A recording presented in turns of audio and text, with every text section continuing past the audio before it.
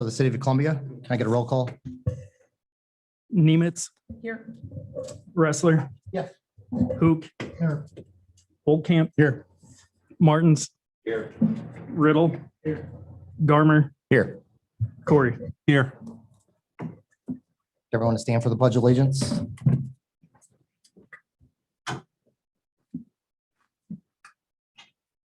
of allegiance. To the flag of the United States of America and to the republic for which it stands, one nation, under God, indivisible, with liberty and justice for all.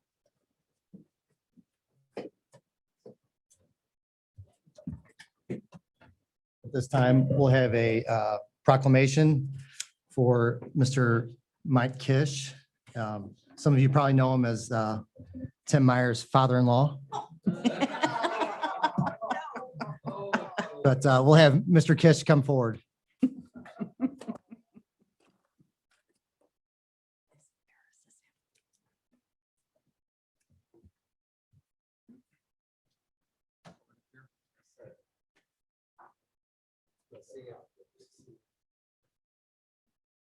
Whereas Michael Mike Kish is a native of Columbia, Illinois, and whereas in 1971, Mr. Kish was called to serve as a teacher at Immaculate Conception School, and in 1975, he assumed the role of the school's principal. And whereas Principal Kish's leadership has generated much acclaim for academic excellence at Immaculate Conception School, which led to several distinguished awards, such as the 1993 Pioneering Partners Award, and inclusion in the Catholic Teachers Magazine's 25 Most Innovative Catholic Schools. And whereas, whether leading songs at the all-school mass or proudly entertaining students at the annual literacy night, Principal Kish continually reminds all families at Immaculate Conception School about the importance of mission, community, and service. And whereas, because of Principal Kish and the wonderful faculty that surrounded them, every student attending Immaculate Conception School graduates with a strong education, a balanced sense of self, and an awareness that serving others is life's most rewarding achievement. Whereas after 50 years of service, Principal Michael Kish has retired from Immaculate Conception School. And whereas it is appropriate to recognize the significant impact Mike Kish has had on the education of Columbia's youth and his dedication to his community. Therefore, I, Bob Hill, by virtue of the authority vested in me as mayor of the city of Columbia, Illinois, do hereby proclaim the day of June 8, 2021 as Mike Kish Day.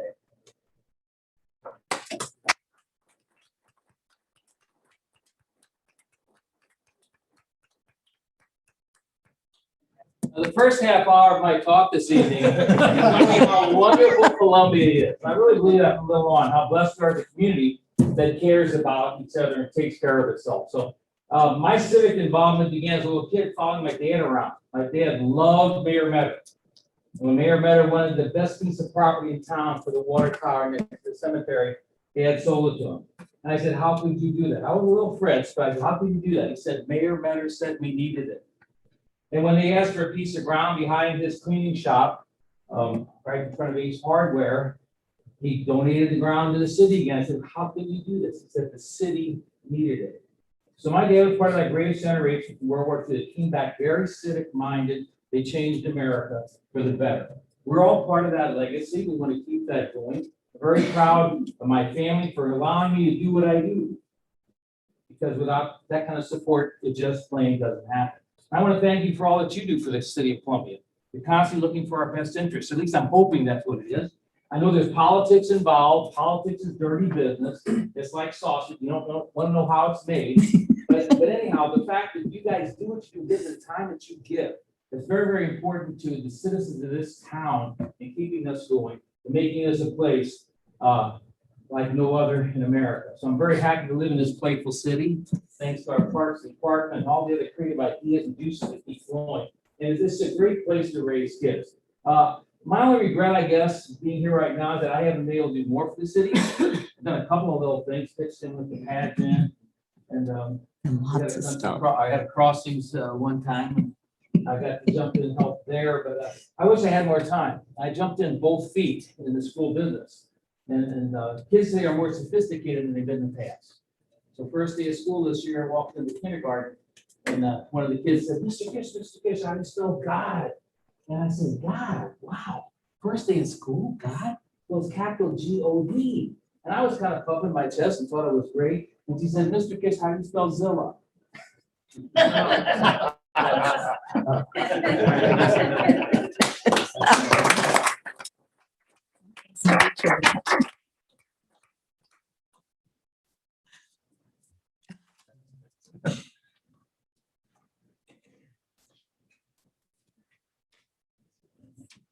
This time we'll have Police Officer Cash Mitchell step forward.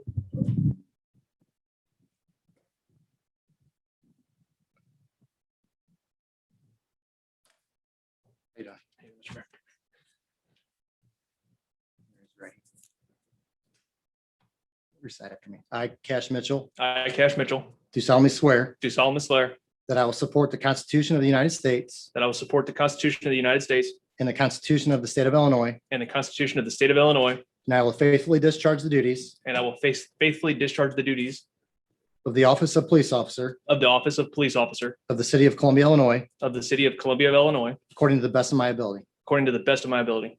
Congratulations, sir.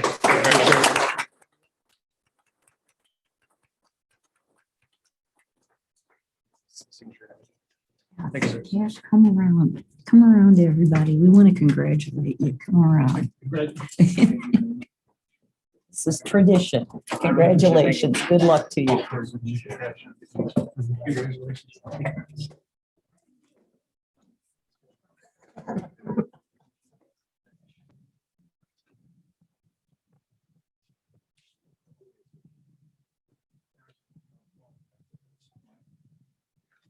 Those two over there too.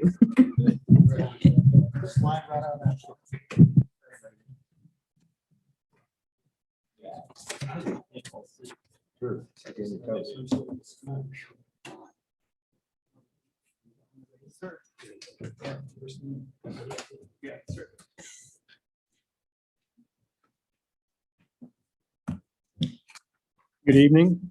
Of all the days to pick to talk about a municipal separate storm sewer permit is on Mike Kish's proclamation day. So this will not be as riveting, I can promise you, but I have to do it once a year.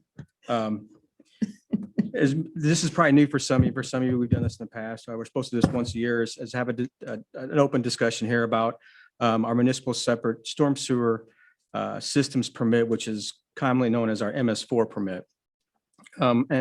And in the packet, I've kind of provided you with a few things. One was kind of a little history of how the EPA has kind of evolved and how we got there. And then in the early 90s, they started to try to regulate stormwater. Like anything else in life, it was for municipalities over 100,000. And over time, they've weeded it down to urbanized areas. And even within that urbanized area, which we fall under, there are different rules for, let's say, communities that are 25,000 over and 25,000 and under.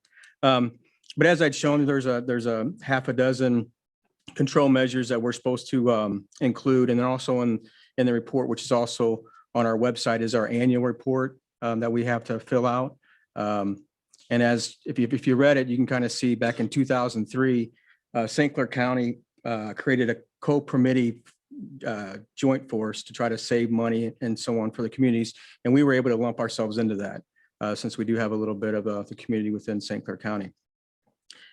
Also in there, you may notice that here in the last couple of years now, we have to physically do quarterly visual monitoring of some of our streams. Tim will go out on a quarterly basis after a qualifying rain event, which I believe is a 1/4 inch. He physically has to sample the creeks in a few strategic areas before getting into City of Columbia and then after leaving the City of Columbia, and he has to answer a few questions. Like I mentioned before, the communities that are 25,000 over have to physically test it for certain things. We're not there yet, but like anything in life, it may evolve to that. So basically, just want to make sure everybody's aware that we do have a permit for our storm sewer and kind of give you some background. Also on our website is some brochures and different things like that. If you go into Public Works, streets, you'll find all that information in there on that. Are there any questions? It's riveting, I know. Yes. Chris, this is just for when it states 100,000 on the population, so it just lists St. Clair, and it lists Sugarloaf, and so there's really no answering to actually the Monroe County portion, right? This is only to the higher populated. Yeah, the urbanized areas, which we fall into now, the urbanized area, you know, like East-West Gateway will show the urbanized areas, which allows us to apply for some of these grants, which I'll talk about later on in the meeting. But yeah, I mean, it's mostly it started with the communities that were over 100,000 and now they've changed, obviously, like I said, in 99 to doing urbanized areas, which we fall under. Okay. Thank you. Okay, thanks. Thanks, Chris. Any comments from the public? If so, if you'd like to step to the podium, please. Comments? Does any alderman have any comments? Comments from the department directors? Okay. Chris, if you want to step on up again. Just a couple updates. Quarry Road should be open tomorrow, probably sometime between 8 and 9 o'clock. There are some miscellaneous items that still need to be done, but we're at a point that we can go ahead and get this thing opened up. And also in my report, I mentioned that I would do a real brief overview of some of our grants that we can apply for, just to give you guys some background and some history on that. I won't take too much of your time, but on the packet that I had, the map that you're seeing is what's called a functional classification map. And if you look at the streets with the pretty colors, those are considered at least a minor collector or above. There's minor collectors, major collectors, arterials, as classified by federal highways. If you flip to page 2, the surface transportation block grant that I've listed there, that grant can only be applied for the streets with colors. Okay. And then, like I said, there's several different, I've listed a bunch of transportation grants that we've applied for over the past and that are available, as well as some of the park grants that are out there. Water and sewer get a little bit trickier because of our demographics and what we can apply for. But without going into intimate detail of all these, you know, if you have any questions going forward, feel free to reach out to me. I did do a community total just to kind of let you see kind of where we stand relative to the other communities in Monroe, Madison and St. Clair that apply for these grants. And again, the accumulation of funds there is only 4 grants that you see on the IDOT grants. It's the surface transportation grant, the congestion mitigation, the transportation alternative program, and the IDOT enhancement program. So the sum of those 4 grants are the only ones that I really know what everybody else receives. Some of the other ones, I don't have that information, so I didn't put it on there. And along those lines, I didn't put on there, like, you know, we've gotten a $300,000 economic development grant, a $300,000 federal bridge grant. I didn't put those on there because, again, I don't know what the other communities have, just as far as the comparison goes. But we've been pretty aggressive in the 5 to 6 years that I've been here. One unique things is I mean, the communities that are applying for more of these, you know, obviously have a lot more disposable income than we do, you know, so we've had to do our best to manage what we have to make these things work. Because if you go back to page 2, you know, there's a match ratio, which shows how we're trying to leverage the money that we have. You know, for instance, the surface transportation block grant shows 80-20. That means 80% federal, 20% city or local agency, or a combination thereof.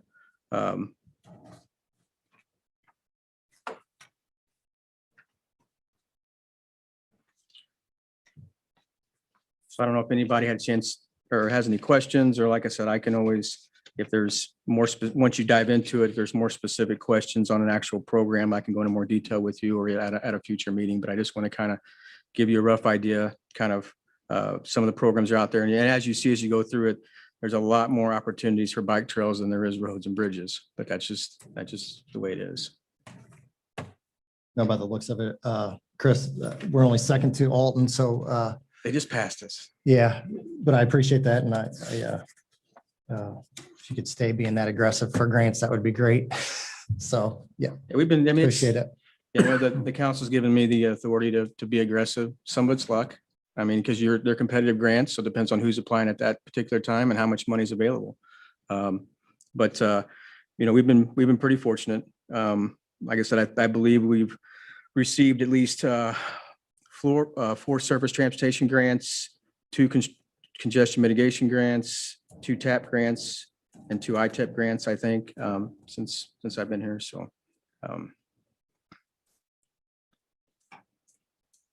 But at least now, whenever I come forward in the future and say, hey, let's apply for a congestion mitigation grant, at least you have some reference of what it's trying to accomplish. Yeah. Most of those are tied to intersections and things of that nature, but at least this will give you a little bit of a background of what we have available from the state and federal side for these types of programs. Yeah, Mark. 2 things. One, when you open back up Quarry Road, are you going to take away the one way? Yes, Okay, so it's going to be both ways again? yes, we just have to do some coordination with the post office. That's Okay. one thing we didn't check with. We made it one way, was the post office. We had to move the mailboxes to their side of the road. Okay. So now we have to coordinate with them if they want us to move them back or not. So, The second thing is, I mean, since you've been here, a lot of this is attributable to what you've Yeah. done, and it's really a big feather in your cap to go ahead and show that, yeah, second to all, compared to all these other municipalities, that's really impressive. And then the thing that people hadn't been here for a while, and that having projects ready, even though you haven't funded them, came into play as Chris had been able to get us, how much money was it for that program that got bounced back because the pipe project from China got canceled and they freed up the money and then, I mean, that was the roundabout grant. yeah. And so that money came around because we had something in place that it wasn't funded, but the money got bounced back all of a sudden and we had a shovel-ready project and they gave it to us. So that kind of thing is something that you've helped us be prepared for. And thanks. The water and sewer side is a little bit more challenging. A lot of their stuff is based on demographics that we don't meet. With the rebuild money that's out there for the next 4 years or so, we have already kind of dove into a few bigger projects and kind of got some legwork ready for if the grants do come available, that we can submit, a packet of information that we've, done some research, got cost estimates. It's not just throwing things to the wind. We're not quite shovel ready, but we're pretty close. So if one of those opportunities comes up, hopefully maybe we can latch onto that as well. Yeah, there you go. Just want to comment and just express gratitude again for all your efforts on these, Chris. You've had a very good success rate on this. And I know the amount of time you put in on these. And I think it's good for the citizens to know that too, because I don't think they realize, how much this helps supplement all of our projects. And again, like Alderman Ressler said, these projects they're ready to roll. So if we get in on it and we're successful. Just wanted to ask also, there's nothing pending right now, is there? Pending. Is there anything pending that's been submitted that's pending at this time? We were just awarded another. Yeah, we and- just got the second phase of Gent Road, and then previous to that, we got the other phase of the trail approved and funded. Thank you very much. Second phase of Gent Road, did you get your land easements? Study what? You were waiting to get permission from the state to get the easements. Were you able to get them? Are they all squared away? No, we have not engaged those yet. We've got permission to start the negotiations from the state though, which we Okay. were waiting on. Yes. Which we will be reaching out hopefully in the next few weeks. Okay, thanks. Yeah. Thanks, Chris. Okay. Thanks.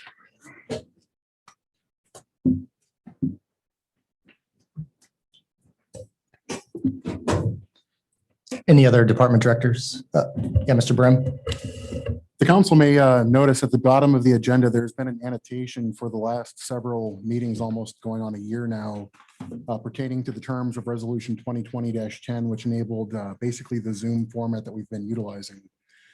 As the state of Illinois is transitioning to Phase 5 fully on June 11th, unless I hear any objections, I believe this will be the last meeting that we allow the Zoom participation. Going forward, we will certainly maintain the live stream on Facebook and the city's website, as well as the archive of all council meetings that will be maintained on the website. But as far as just the actual Zoom component, I think this will be the last meeting that will make that an option. That's for the public participation. If one of us would be missing, we want to do a virtual meeting and that, is that still something to do on that? My understanding is that there are internal mechanisms that we can utilize through the website and through our meeting system where that would be an option for either staff or aldermen, if it would meet the requirements that were set forth in the city code for remote participation. Okay, thanks. That's all I have, sir. Thank you, sir. Next, we'll go to line item I, the consent agenda. There are 9 items on the consent agenda for tonight. The first item is the motion to approve minutes of the May 17th, 2021 regular city council meeting. The second item is a motion to approve closed session minutes of the May 17th, 2021 regular city council meeting.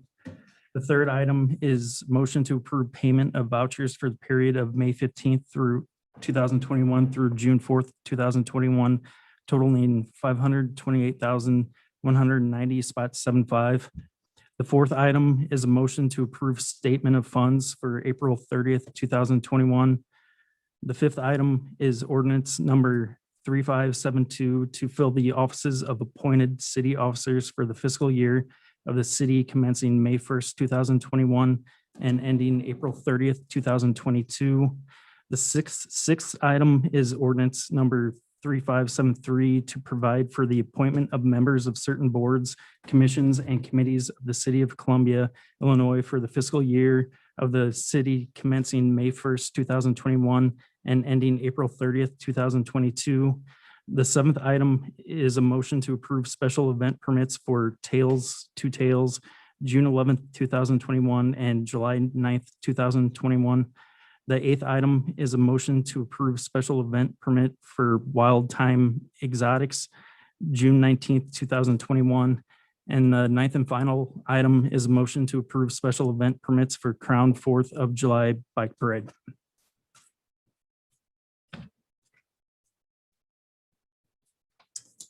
Can I get a motion to approve the consent agenda as read? Mr. Martins, Mr. Riddle, second.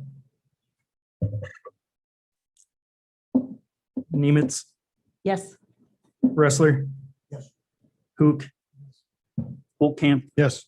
Martins. Riddle. Garmer, Yes. Corey. Yes. Next, we'll move to unfinished business. First discussion will be resolution number 2021-09, approving a tourism grant of $2,500 to Songs for Soldiers for the purpose of advertising the organization's 2021 benefit concert.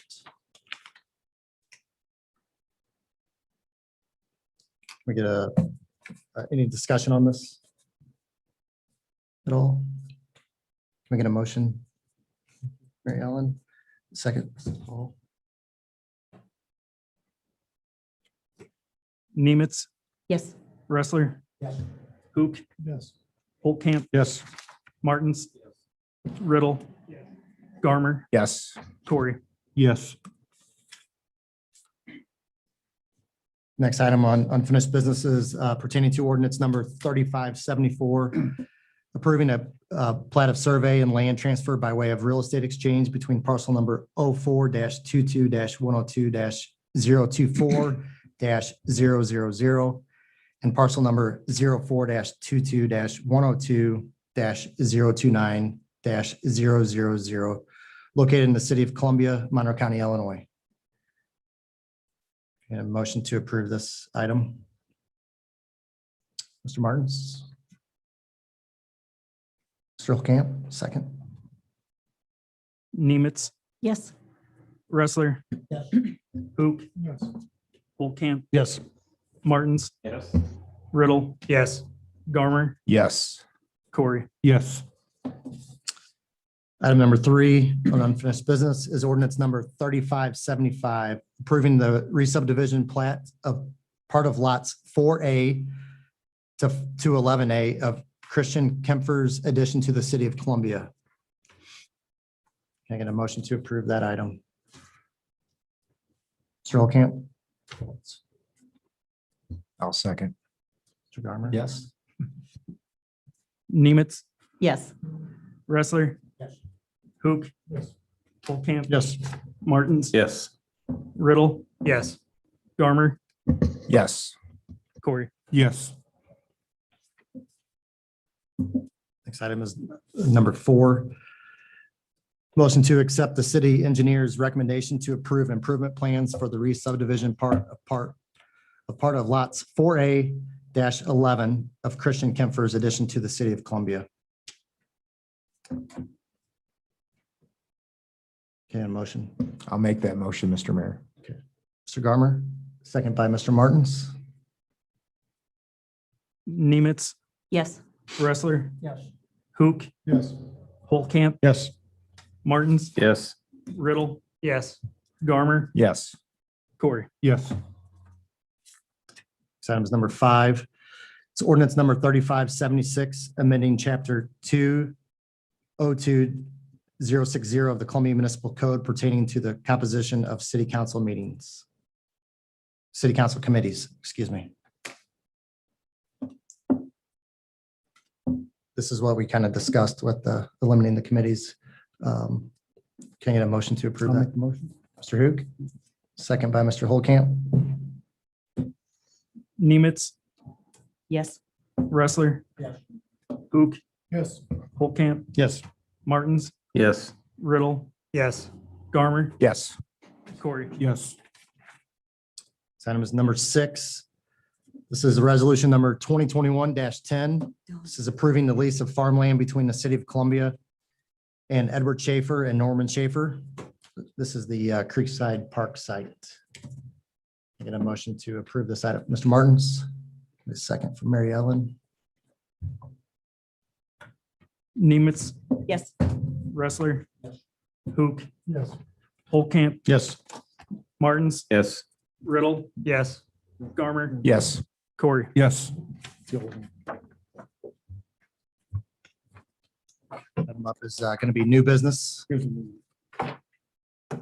This is a discussion of a plat of survey and land transfer by way of real estate exchange between parcel number 042028101500 and parcel number 042028101600, located in the city of Columbia, Monroe County, Illinois. Good evening, Mayor, Council.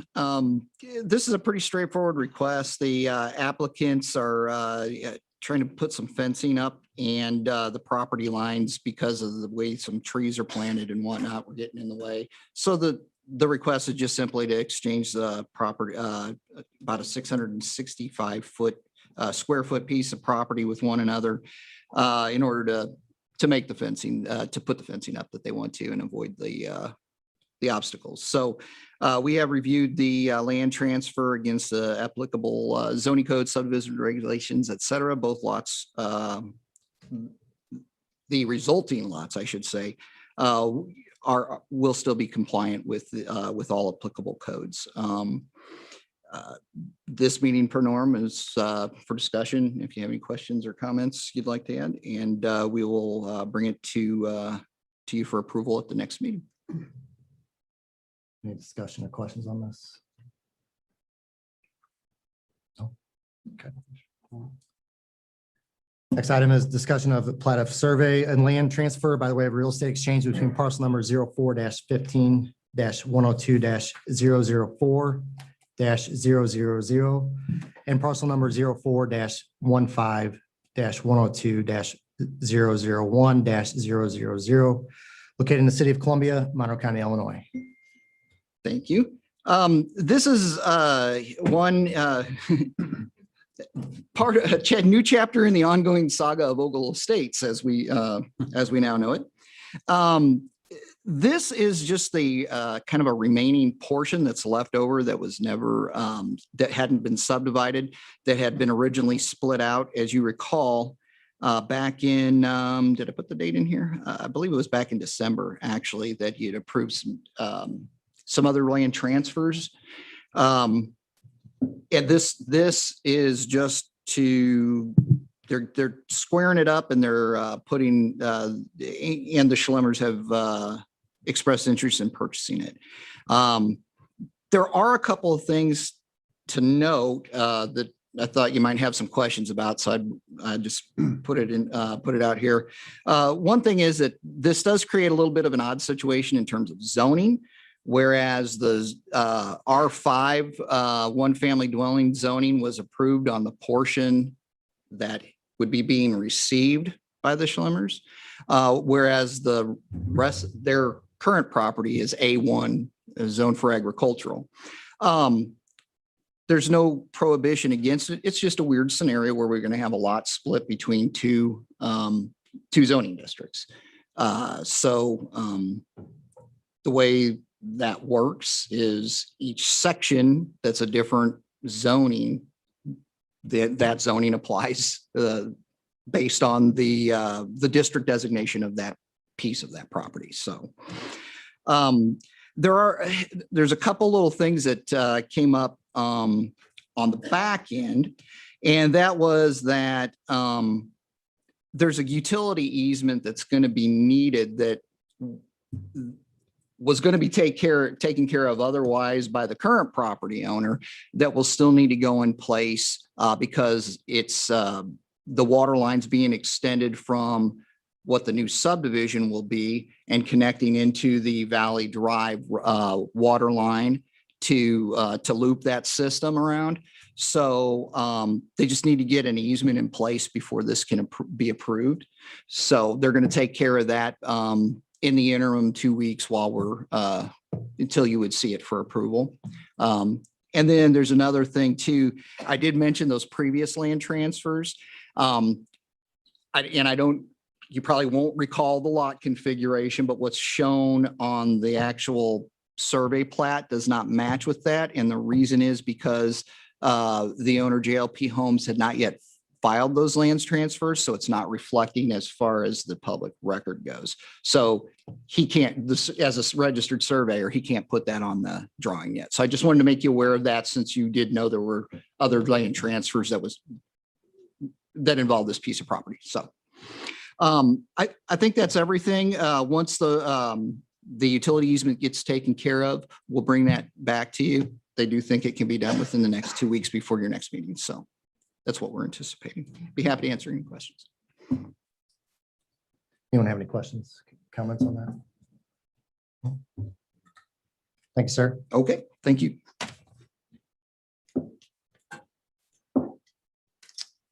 This time I'll entertain a motion to go into closed session. This will be for 5 ILCS 120-2 C1 appointment and employment.